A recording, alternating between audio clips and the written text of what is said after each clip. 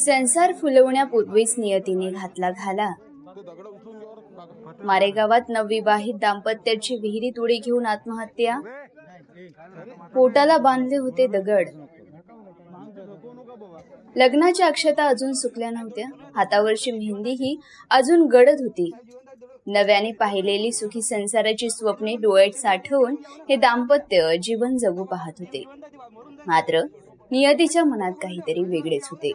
यवतमाळ जिल्ह्यातील मारेगाव जवळील सगणापूर येथे एका नवविवाहित पती पत्नीने पोटाला दगड बांधून विहिरीत उडी घेत आपली जीवन यात्रा संपवली. आशिष धानोरकर आणि करिश्मा धानोरकर अशी या दुर्दैवी जोडप्याची नावे असून या घटनेमुळे संपूर्ण मारेगाव तालुक्यावर शोककळा पसरली आहे. अवघ्या महिन्याभरापूर्वीच बांधली होती लग्नाची गाठ. मिळालेल्या माहितीनुसार आशिष आणि करिश्मा यांचा विवाह अवघ्या महिन्याभरापूर्वी म्हणजेच 4 मे रोजी अत्यंत थाटामाटात पार पडला होता.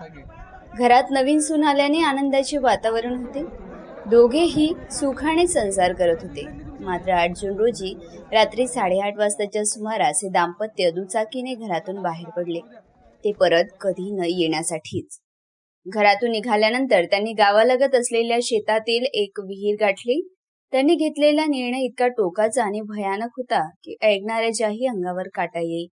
विहिरीत उडी मारल्यावर मृत्यू निश्चित व्हावा आणि पुन्हा वर येऊ नये म्हणून दोघांनीही आपल्या पोटाला दोरीने जड दगड बांधले आणि काळोख्या रात्री विहिरीच्या खोल पाण्यात उडी घेतली. रात्री उशिरापर्यंत दोघेही घरी न आल्याने कुटुंबियांनी शोध सुरू केला. गावालगतच्या विहिरीजवळ त्यांची दुचाकी उभी असलेली दिसल्याने गावकऱ्यांना संशय आला. विहिरीत शोध घेतला असता दोघांचेही मृतदेह पाण्यात तरंगताना आढळून आले. हा विदारक देखावा पाहून कुटुंबियांनी फोडलेला हंबरडा उपस्थितांचे काळीज पिळवटून टाकणारा होता.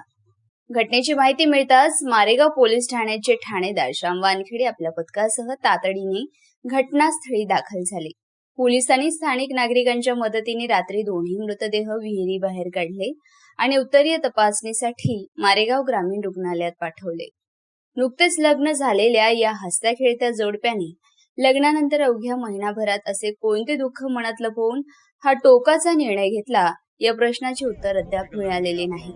मारेगाव पोलीस या घटनेचा सखोल तपास करत असून सगणापूर गावासह संपूर्ण परिसर या दुर्दैवी घटनेमुळे सुन्न झाला आहे.